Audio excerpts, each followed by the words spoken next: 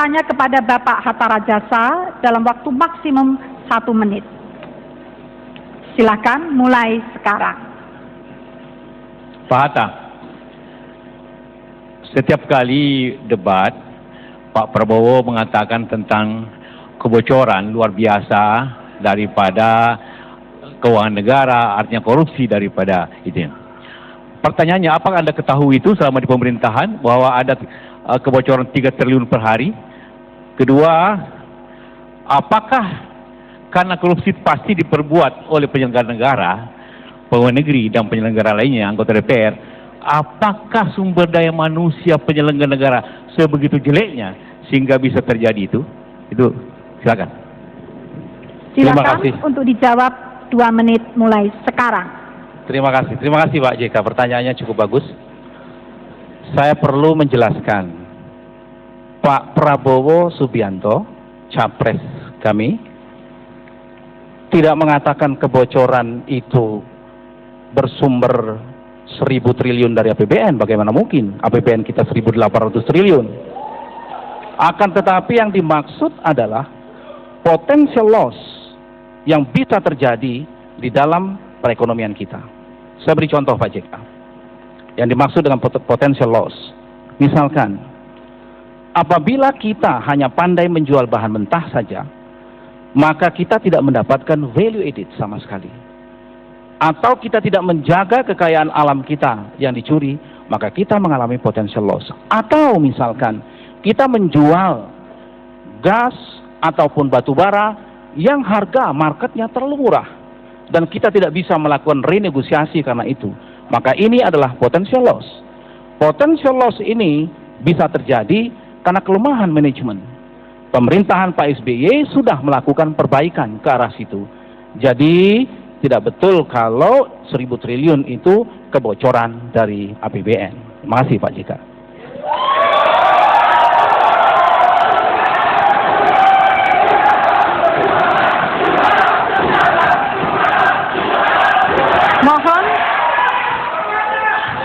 Mohon untuk menanggapi jawaban tersebut dalam waktu 2 menit mulai sekarang.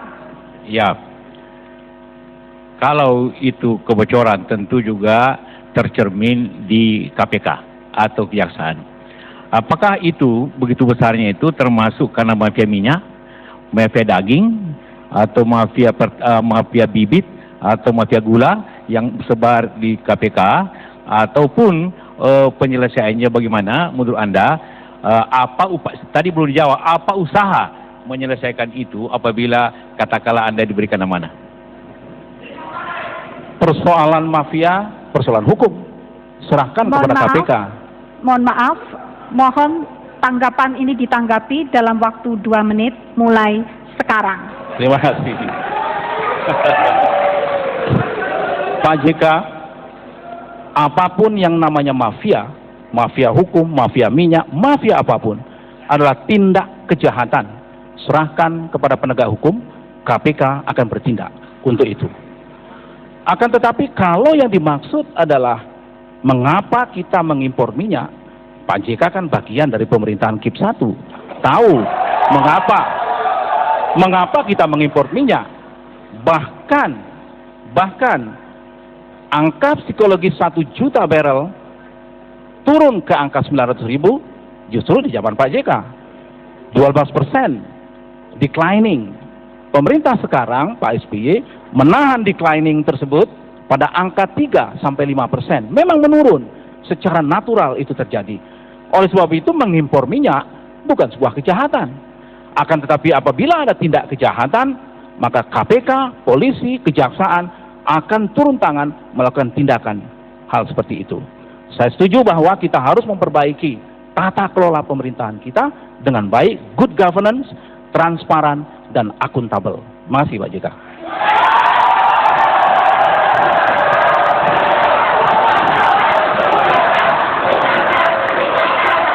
Terima kasih.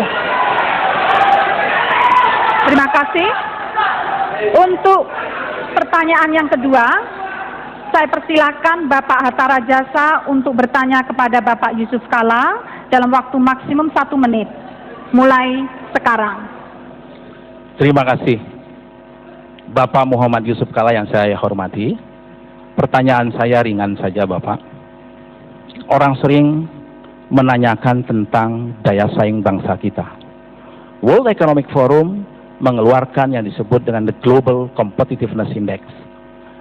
Ada 3 indikator utama yang dikeluarkan yang mempengaruhi indeks daya saing kita.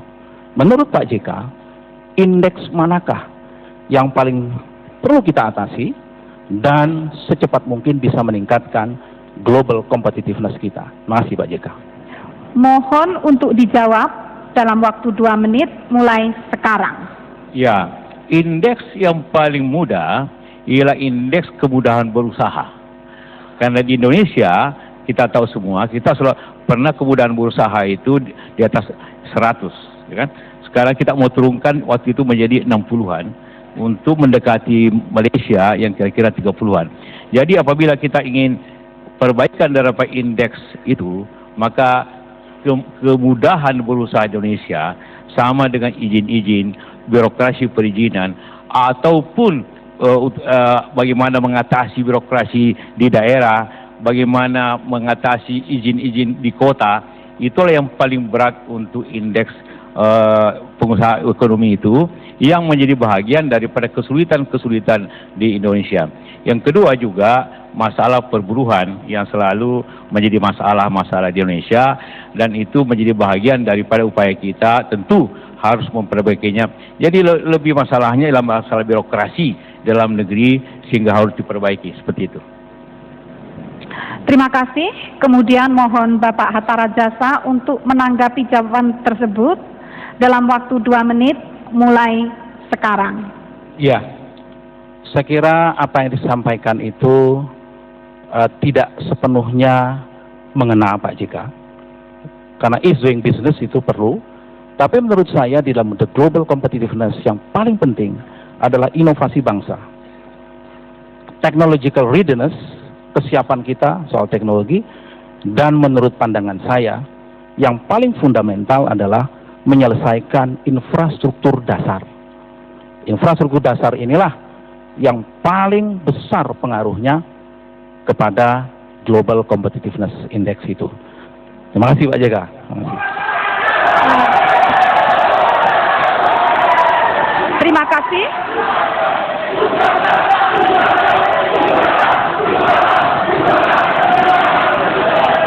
Berikutnya, saya mohon Bapak Yusuf Kalla untuk menanggapi tanggapan tersebut dalam waktu 2 menit mulai sekarang. Ya, tadi memang karena meminta pendapat saya, dan dalam pembahasan juga di pemerintahan, waktu sampai pemerintahan, itulah yang selalu menjadi bagian upaya yang harus diselesaikan, bahwa infrastruktur penting. Tentu pertanyaannya juga apa yang terjadi dewasa ini, karena pada waktu kita masih di pemerintahan kita bikin listrik, kita bikin apa, sekarang Anda tidak bikin, soalnya kan itu masalahnya juga. Jadi itu masalahnya juga kenapa tidak terjadi. Jadi bahwa infrastruktur penting, tapi infrastruktur tidak hanya diucapkan, dilaksanakan Pak Hatta. Jadi kalau kita bicara akan, semua di sini bicara akan, tapi bagaimana melaksanakannya itu yang penting. Jangan mati lampu listrik kita harus susah, kita pidato begitu kan, itu yang terjadi di Jakarta ini. Jadi saya setuju bahwa infrastruktur tapi tidak dipidatokan, tetapi dilaksanakan. Terima kasih. Terima kasih.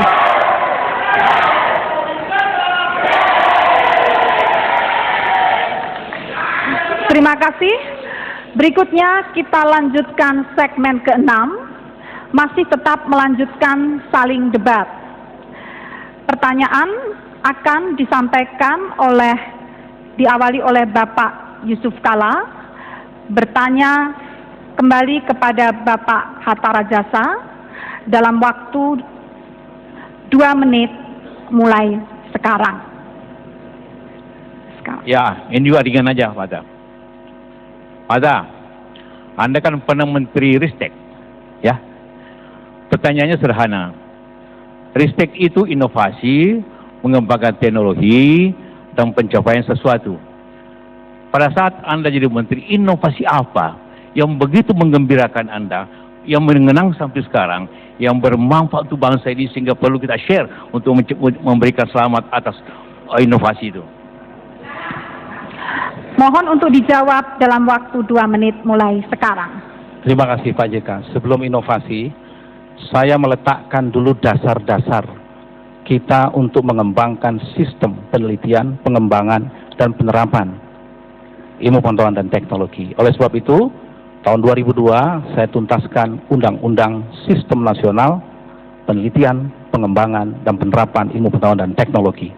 Inilah sebagai dasar legal kita untuk melakukan spending pemerintah ke swasta dan juga dunia usaha bisa mengeluarkan dananya dan pemerintah bisa mengeluarkan insentif untuk itu. Dari undang-undang ini maka environment menjadi kondusif, mengembangkan triple helix dan sebagainya. Kalau Pak JK inovasi apa? Saya ingin sampaikan yang pertama di bidang pangan. Begitu banyak Pak JK temuan-temuan genetik modified di bidang pangan, padi terutama, yang diaplikasikan oleh LIPI dan BPPT yang bermanfaat, dan juga oleh perguruan tinggi IPB.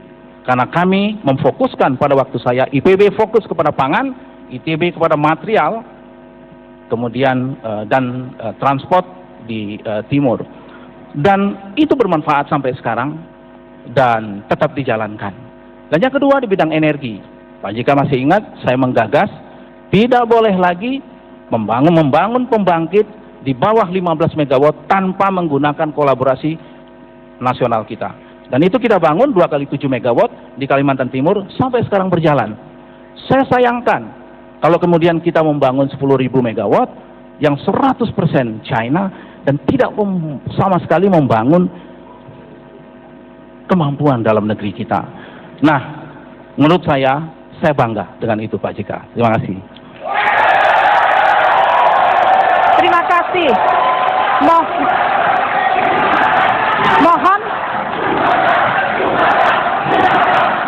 Mohon untuk ditanggapi jawaban tersebut. 2 menit mulai sekarang. Terima kasih. Jadi turut berbangga bahwa hasilnya undang-undang tadi, bukan inovasi teknologi yang pokok gitu kan.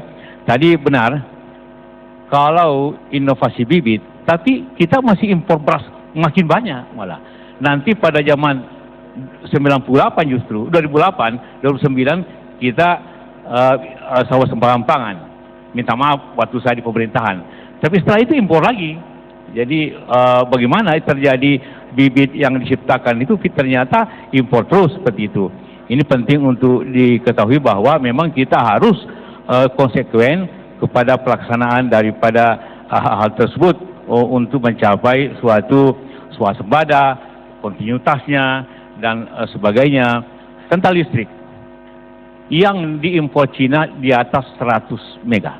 Anda tahu, semua di bawah 50 ke bawah itu diberikan kepada pengusaha nasional untuk mengembangkan teknologi nasional. Itu aturannya pada zaman 10.000 itu.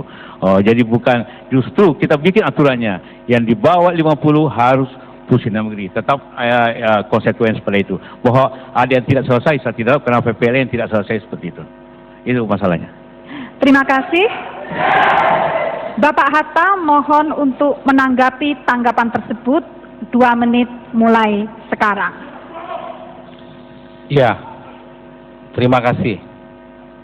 Pak JK, memang saya bangga karena itu inovasi. Karena inovasi adalah invention, temuan, hasil riset yang terdifusi di dalam sektor.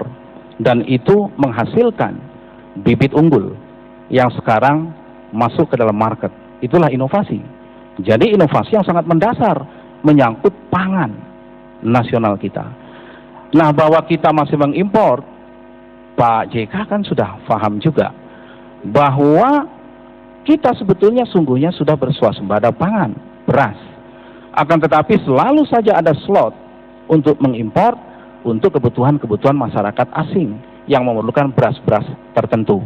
Akan tetapi kebutuhan mendasar kita sudah swasembada pangan. Kecuali apabila terjadi iklim ekstrim, di mana negara kita seringkali terjadi iklim ekstrim yang mengganggu produksi kita, maka kita melakukan import hanya bersifat insidentil. Nah, oleh sebab itu, menurut pandangan saya, agenda-agenda riset ke depan adalah mengembangkan riset-riset yang sungguh berkaitan dengan sustainability pangan dan energi kita. Terima kasih Pak JK.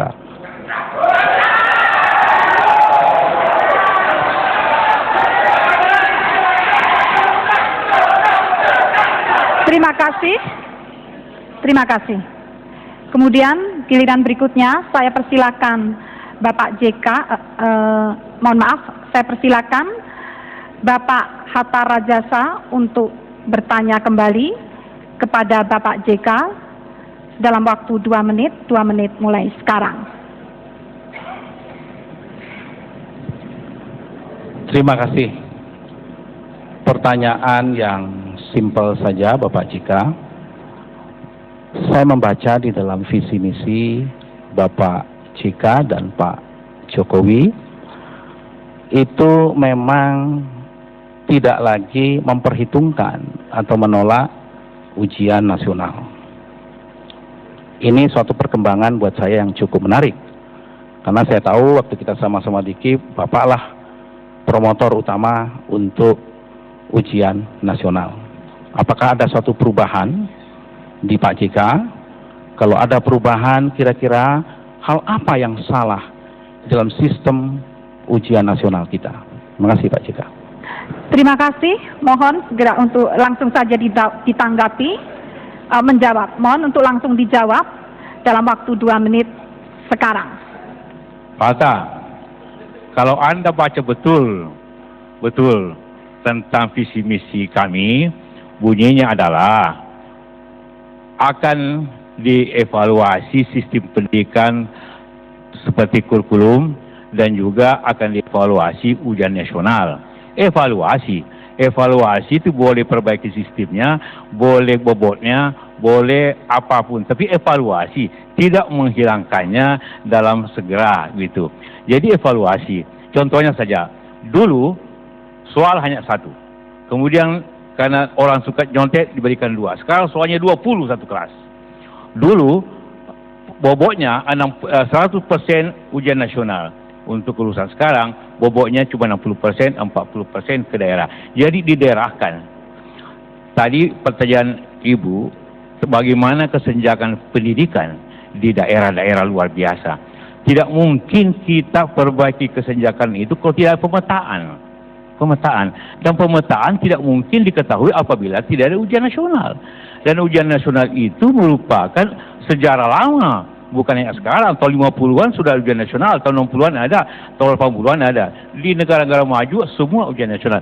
Jadi kesimpulannya, ujian kurikulum, ujian nasional semuanya secara bertahap selalu dievaluasi sesuai dengan waktunya, sesuai evaluasi.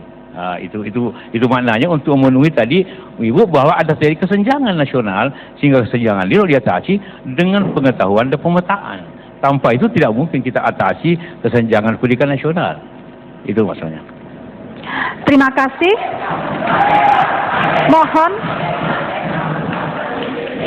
Mohon Bapak Hatta Rajasa untuk menanggapi jawaban yang telah disampaikan Bapak Yusuf Kalla. Terima kasih Pak JK penjelasannya. Tapi saya belum puas karena apa yang dievaluasi. Dan kalau membaca itu runtun, memang yang ditolak itu adalah penyeragaman, penyamarataan. Sistem ujian nasional kita itu tidak sekedar indikator kelulusan, tapi juga indikator kompetensi daerah. Sehingga kita bisa mengukur berapa jauh daerah memiliki kualifikasi, memiliki kualitas. Nah, tentu para pakar-pakar pendidikan kita sudah memperhitungkan, menggabungkan antara standar nasional dan memperhitungkan standar yang berlaku di daerah. Kalau Pak JK ingin melakukan evaluasi, pada sisi apanya? Karena menurut pandangan kami, 3 kompetensi akan dihasilkan apabila sistem ini kita konsisten kita jalankan. Yang pertama tentu kompetensi knowledge, yang kedua itu kompetensi skill, dan yang ketiga tentu adalah kompetensi attitude. Dan tiga ini tentu attitude ya attitude Republik Indonesia. Jangan nanti kita justru tidak memiliki suatu identity karena sistem kita yang tidak menganut kepada satu, katakanlah, perpaduan antara nasional dan daerah tersebut. Pertanyaan saya adalah bagaimana yang dievaluasi pada sisi apanya? Terima kasih. Bapak Yusuf Kala, mohon untuk menanggapi tanggapan tersebut dalam waktu 2 menit mulai sekarang. Saya ingin memberikan dulu pengalaman kita sama-sama menteri waktu itu, 2003. Bagaimana mutu pendidikan pada waktu itu? Kalau kita uji nasional dengan angka 3,5, 60% tidak lulus. Maka angka 5, maka sekarang tepat waktu itu diluluskan dengan angka 3,5. Bayangkan nilai pendidikan nasional lulus dengan 3,5. Sekarang naik 5,5 angka lulusan. Alhamdulillah yang lulus di bawah 1%, yang tidak lulus. Jadi luar biasa kemajuannya. Evaluasi itu adalah terus-menerus dibuat sehingga akan terjadi suatu perubahan-perubahan yang baik daripada sistem itu. Evaluasi bisa sistemnya, bisa kontennya, bisa pelaksanaannya. Semua tergantung seperti dulu, saya katakan lagi, dulu 100% penilaian oleh nasional, sekarang sisa 60%. Itu juga evaluasi. Jadi banyak hal yang bisa evaluasi secara terus-menerus untuk mencapai hal yang baik. Terima kasih atas tanggapan untuk menanggapi pertanyaan sebelumnya. Baiklah hadirin, selanjutnya kita akan menuju ke closing statement, pernyataan penutup.